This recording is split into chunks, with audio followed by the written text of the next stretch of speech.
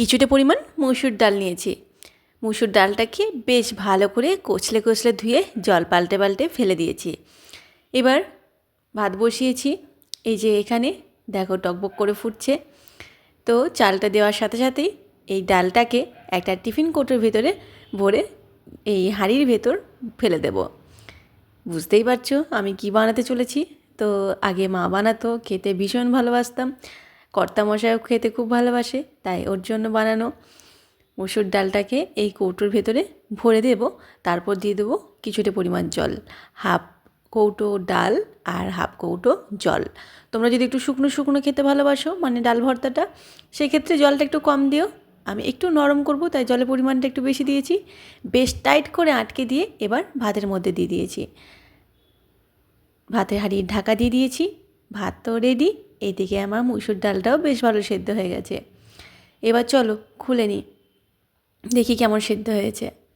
দেখো ডালটা বেশ ফুলে একদম মুখে মুখে হয়ে গেছে। এবার এটাকে আজার করে নিতে হবে। খুব গরম থাকে, তাই খুব সাবধানে বের করতে হবে। আর এই মসুর ডাল ভর্তাটা এই গরম গরমে মাখলে খেতে বেশ ভালো হয়।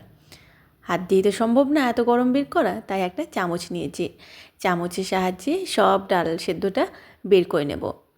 আর সত্যি বলতে আমারও খেতে খুব ভালো লাগে এই মসুর ডালের ভর্তাটা, বা ভাতে, তোমরা যেটা বলবে। আমি যতক্ষণ ডালটা বের করছি, তোমরা কে কোথা থেকে আমার ভিডিওটা দেখছো ছোট্ট একটা কমেন্ট করে জানিও। আর যারা আমার নতুন বন্ধু, অনুরোধ করব আমার চ্যানেলটা সাবস্ক্রাইব করে দেওয়ার, ফেসবুক পেজ থেকে দেখলে পেজটাকে ফলো করে নেওয়ার। আর এই দেখো ডালটা বেশ সুন্দর সেদ্ধ হয়েছে আর একটু জল জল আছে। এরপর বাকি উপকরণ দিয়ে দেবো। দিয়ে দিচ্ছি স্বাদ অনুযায়ী লবণ, আর দিয়ে দেবো একটু তেল, শুকনো লঙ্কা আর জিরে খোড়ানো।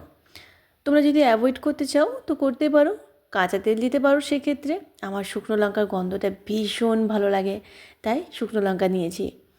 আর এখানে নিয়েছি কাঁচা পেঁয়াজ, যেটা তো অবশ্যই দিতে হবে, আর কিছুটা কাঁচা লঙ্কা। তোমরা সেক্ষেত্রে শুকনো লঙ্কাটা বাদ দিয়ে শুধুমাত্র কাঁচা লঙ্কা দিতে পারো। আর এখানে নিয়েছি অনেকটা পরিমাণ ধনেপাতা। ধনেপাতা ভীষণ খেতে ভালো লাগে, আর ধনেপাতার গন্ধটা ভীষণ ভালো লাগে। এবার সমস্ত কিছুকে বেশ ভালো করে একটু মাখিয়ে নেব।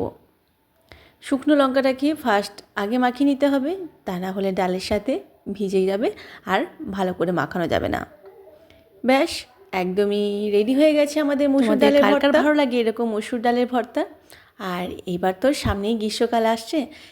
এই গ্রীষ্মকালে এইরকম মসুর ডালের ভর্তা আর একটু আলু ভর্তা, ব্যাস আর কিচ্ছু লাগবে না। তাতে করে শরীরও ভালো থাকবে আর খেতেও ভালো লাগবে।